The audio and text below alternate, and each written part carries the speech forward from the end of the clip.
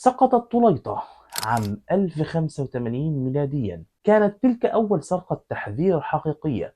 سقوط القلب النابض للأندلس. هل استوعب الملوك الدرس؟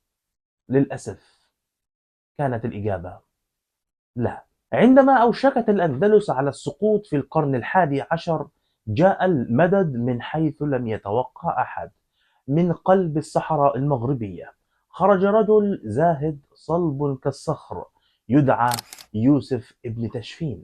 لم يأتي يوسف لطلب ملك، بل جاء لتلبية لصرخة استغاثة أطلقها المعتمد بن عباد حاكم إشبيلية حين قال جملته الشهيرة: لأن أرعى الجمال في صحراء المغرب خير لي من أن أرعى الخنازير في بلاد قشتالة. في معركة الزلاقة عام 1086 تحطم غرور ألفونسو السادس تحت أقدام جيوش المرابطين. كان هذا الإنقاذ بمثابة قبلة الحياة التي أخرت السقوط ل4 قرون. ولكن